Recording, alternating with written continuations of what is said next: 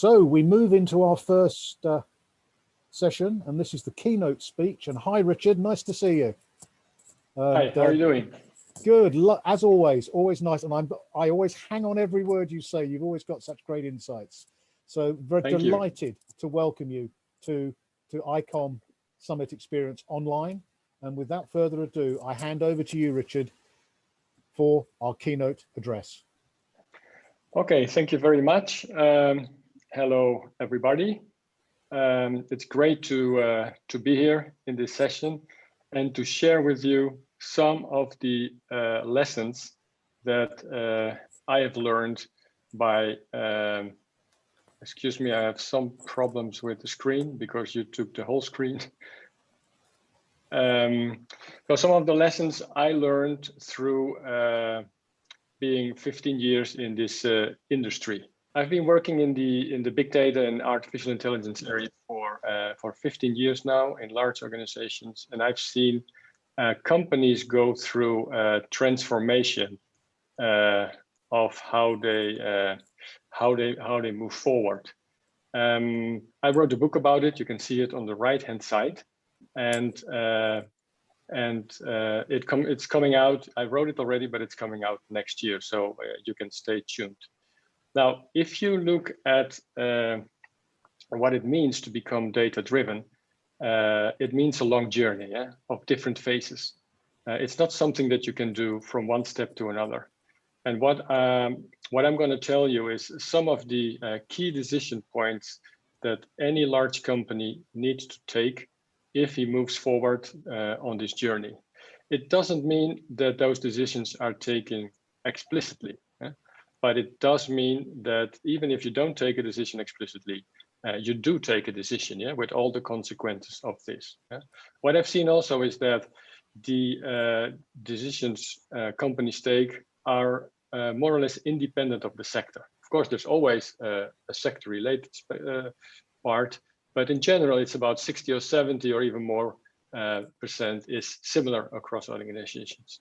What you see here is an example of the journey that Telefonica went through when we decided to become data-driven. It was end 2011, beginning 2012, when we said data is an asset. We need to take care of it. We started exploring with data. We started exploring doing some use cases. We talked to all our businesses around the world. What are you doing with data?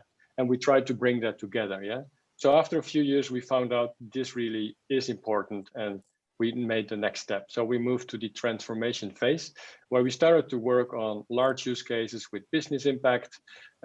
We also set up a global strategy, and we started breaking the silos, because oftentimes data sits in silos. You have to bring them together. A few days later, we became data-driven, meaning that any important decision we take, like deployment of our networks or big marketing decisions, we took based on data. And we wanted to accelerate. We acquired a company.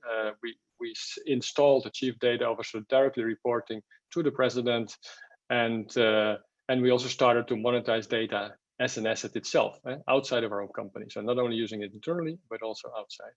And the final stage is where we still are in, is what we call the AI phase, where we now can leverage data at scale and apply it to all kinds of different use cases internally, externally, customer experience, customer interaction, etc. Very important in those areas are privacy, trust, and also using data, not only for business, but also for good. Now, along this journey, and this is what is captured in the book, there are different decisions that you have to take as an organization. I've, in my experience, so this is based on Telefonica and on AXA, but also on conversations with hundreds of other companies that have gone through the same phase. There are basically different examples of categories where you have to think about. So you have the organizational category, you have the business category, you have the technology category, the people category, and the what I call responsibility category. So, and with each of those categories, there are decisions that you have to take. Sometimes you don't take them explicitly, but you do take them, yeah? So let's think from in the organization phase. If you want to have really a data function, where do you place it? Do you place it in marketing? Do you place it in IT? Do you place it in strategy? All kinds of different things are possible. And there are advantages and disadvantages, yeah? Data is very much related to IT because much of the data is coming out of IT systems. So how do I organize these? Do I put them together in different organizations, etc.? Yeah. The same with AI versus data. Data maturity. So how do I measure how data mature am I as an organization? Yeah? On the business side, you have these decisions like, how do I measure the economic impact? Yeah? Because everybody says there are billions of money, yeah, to earn with big data across sectors. But what does it mean for my company? How much can I get? Is it hundreds of thousands? Is it millions? How do I measure that? Very important at the early stages because companies invest in them. But then after some time, they want to see results. If there are no results, it's bye-bye. Yeah, we tried it, but it failed. So you have to make sure that you are able to measure the impact, especially in the beginning. Yeah. How do you, as a large organization, pay this whole adventure? Yeah. Who's paying for it? Is it headquarters? Is it the individual businesses in different geographies? Within those geographies, is it the marketing department, the IT department? All very important questions. Yeah? If you want to move forward on the data journey, and of course technology. Yeah, do we do it on cloud? In the cloud? Do we do it on premise? Where do I run the analytics? In a center of excellence, or do I run it in different ways, close to the business? How do I collect data? Because a lot of people think I'm a big company, I sit on a lot of data, but it doesn't mean I have access to this data in the right way. Yeah, so you need to have a data collection strategy. Then on the people side, it's also about data means a transformation. Yeah, it's a digital transformation. There's a lot of people and cultural aspects. And not all the people are always enthusiastic about those changes, yeah. But they may sit on a gold mine of data. So how do you win over people who are really skeptical against these changes because they're doing the job for more than 20 years and they know exactly what to do? How do you bring them over? How do you democratize your capability of analytics and data that sits in a specific department or center of excellence? How do you how do you democratize that across the organization? Yeah, that's not only a few hundred people, but it's really thousands of people who can take advantage of this. And finally, as an example, the responsibility. Yeah, so this is relatively a new area, but more and more companies are worrying about things that of the impact that is happening with their data, and also the impact from an ethical and from a societal perspective. Yeah. It's maybe about discrimination, about bias, about black box algorithms. If you've seen the documentary of Netflix on the social dilemma, you surely can relate to this. Now that's an extreme example, very worrying. But if you are a large organization, if you're a bank, if you are a telco, if you are a retailer, you're doing a lot of stuff with data. You take a lot of decisions on data, probably use a lot of machine learning. And not always you are aware that you're actually doing things you shouldn't do, yeah? Simply because you're not aware. So there's a whole movement to create awareness of that and to help companies to stimulate a responsible use of artificial intelligence and data. Yeah. So those are some of the examples that I explain, yeah? And that I've learned over the years. And any organization takes those decisions, as I said before, whether they are explicit or whether they are implicit. Yeah, and all those decisions come with a certain advantages and disadvantages based on the area where you are. Now let's move to the a concrete example. Yeah, in the remaining 5 minutes, I will walk through a few examples just for you to have a bit more detail on it. Yeah, so this one is, how do you measure data maturity? Yeah. Now, if you're a large organization, maybe you are in 20 or in 50 countries across the world, and the value of data depends on the maturity of you are. You have to have an understanding of how mature you are. Yeah. Now, my experience is that it's not something that you can measure at once. Yeah. You have different categories. So, how good are you on the IT, on the platform sides, and on the tool sides? how good are you at data protection? Yeah, because the more you use data, the more important becomes privacy. If you forget about it, you have a big problem. Yeah, it used to be a problem. Now with all kinds of new laws, it can really create you a big problem. If you work with data, it's about data governance. Yeah, you have to manage your data as an asset, not just as a byproduct of your operations, but as an asset. And that requires investment, that requires teams, it requires processes, etc. From an organizational perspective, is there a body in your organization, in your company, that takes the right decisions of where data has to be invested? Yeah? Is it the IT department that decides what use case I want to do? Or do I have a cross-company board, a data board, that decides, okay, the focus for the next 3 months is this area, and this because this is the most important. Yeah? So is your organization mature enough to take on board all the insights and to use them in the right way? The people way, do you have the right profiles? Do you need to hire? Do you need to train? Yeah? Very important. Are they well enough paid? Because there's a lot of churn in those kinds of professionals. And then the business enablement. In the end, you can do all those things. You can have great platforms, you can manage the data, but if you're not enabling business, there is no value and there is no return. Yeah. So all of those are important. In my experience, if you have those categories, for each of those categories, you have some questions that measure it, and then you go to your business, you do the interviews, you talk to them, you challenge them, and you get a kind of heat map about where you are, where you want to be, and how every business is in that. Yeah, that's something you can see on the right-hand side. Yeah, this is just one example of doing this. Yeah, here's another example. And when I explain this to people in general on conferences, I get a lot of resonance or recognition. Yeah. So how do you combine or relate a data department and an IT department? What you see a lot of times is on the left-hand side, there is a data department in the organization, and somewhere else in the organization is an IT department that has to send the data, make it accessible, yeah, for the data people to work on that. Now, if you start those things in the beginning, there's a lot of issues, a lot of changes, a lot of quick things, and usually there is a client service, a client provider relationship between them. Yeah, data needs something, IT has a server library agreement, they work on it, etc. That means that for very small things, it takes ages of time to do things. Yeah. So while this is very frequent, this is not a good situation in the beginning. Yeah? If you are mature, everything runs as an operation, then you can have this structure, but otherwise you need to have another one. Yeah. A second one you see in the middle at the top is a technology-driven organization. Data reports into IT. This solves the first problem of being not connected, but it creates another problem that this is basically technology-driven rather than business-driven. Yeah, and in the end, you need to take business decisions.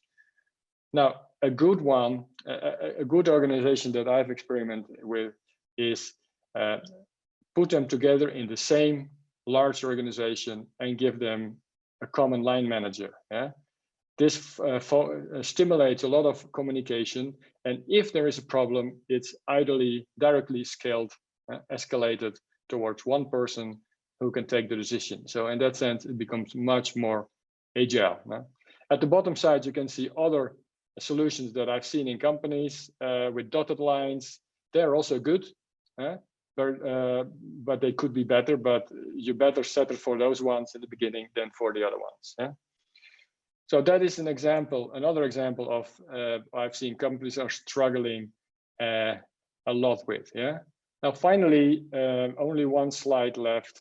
I'm going to jump into this one that is about how to finance. Yeah. So how do you finance this as an organization? Usually, this is started with the corporate funding, which you can see on the top left. And then over time, with increasing maturity, it's becoming more business funded. Yeah? So you see that a declining line. But where do you stop and how do you do that? Now, there are different models. Yeah. On the left, in the middle, you see, okay, corporate funding starts, but at some maturity point, corporate funding only funds half of it. The business needs to fund half of it. And that is because if things are for free, then they are less valued. Yeah? So it's a joint funding, which might work well. Another example, and that's the last one, is that it starts with corporate up to the deployment, but if it has to put in production, it's the business that pays for it. Thank you very much. That was great, Richard. Thank you very much indeed. Just asking our members attending, if you want to ask Richard a question, we've got time for a couple. Please go to the Q&A, which is in the chat area. Go to the Q&A group and ask. Just say you want to ask a question there. But to start things off, Richard, if I can just ask you a question. You mentioned a couple of times about the regulatory landscape and laws. And one of the interesting things, with AI or just machine learning, is that we often get unforeseen or unintended consequences. Do you think we're going to get a reaction from the regulatory authorities? I mean, obviously the EU, potentially in the US, individual states. Yes, there is a huge movement going on. Yeah, actually, European Commission is preparing regulation, but not a general regulation for every AI or data system, but more focused on high-risk applications. Yeah, high-risk applications, for instance, facial recognition for criminal things, medical diagnosis. But not for maybe movie recommendation or songs recommendation. Yeah. So it's about high risk, and then what actually do they want to regulate is open discussion. Yeah. My personal opinion is don't regulate everything from the start very broadly, because we don't know how this is going to work out. So work with regulatory sandboxes where you kind of put a fence around a specific experiment with specific companies, with specific use cases, and you see how it works. And then you learn from that and take a data-driven decision. That's great, Richard. Thank you. We've got a couple of questions. I'm afraid we're probably limited just to those two. The first question, my dear friend Alain Saint-Jean, I believe. Hi, Richard. Can you hear me? Yes, I can.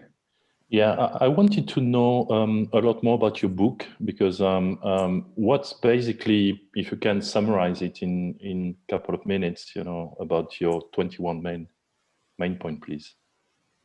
Well, what I showed you on the slides were 21 points. Yeah, so those are the decisions that I explained. So it's 21. Let's say it's about maybe 10 pages per lesson, some a bit shorter, some a bit longer. And what I do is, for each of those decisions, these are the options you can take. What are the advantages and the disadvantages for each of those options, based on real experience? And then a recommendation based on where you are in the journey. So the book is accompanied by the external perspective of 20 experts who are all data professionals from all kinds of different sectors, from all kinds of different departments. To combine different perspectives into one book. So it's not limited to the your telco industry. It's a lot wider. No, not at all. It's a lot wider. Yeah. Okay, thank you. I don't speak at all about telecommunications. Okay. It's all generic for large organizations and even public administrations. So great question, Alain, and good promotion for the book, Richard? And a second question from Bertrand Saint-Martin, please. Yes, so I had questions because in my company, we deal with big data and artificial intelligence. But to get proper outcome, we quite often rely on heavy manual work or intellectual work to package the different data streams to make something relevant. So in your experience, what kind of proportions of manual work is still required to get powerful outcomes? I think you have manual work on the data side and also manual work on the analytics side. Yeah. Now, if you start this journey, you will spend a lot of time on data, and most of it manual. Yeah. We started only, I think, 5 or 8 years after about 5 years after starting the journey. We started about having a common data model across our corporation, between all businesses. That's a very painful project, but once you have that in place, all the data side is almost automated, because it's similar across the group. but that requires investment, and you're only willing to invest if you've seen the value. It's very hard to do that from the beginning, because you will spend millions and millions without seeing any tangible result. On the other hand, the analytics side, if you are in the field, you probably know that more and more tools are becoming available with algorithms out of the box. And they are not as good as data scientists, but they are very quicker, they're very consistent, and they can do about 60% of that work. So tools like Data Robot or Big ML, there are a few of them, and there will be more in the future. Yeah, fantastic. Thank you, Richard. We need to call it there. If we were in a live conference hall, there would be a thunderous round of applause for you, Richard. Thank you very much indeed. That's a great keynote. Much appreciated.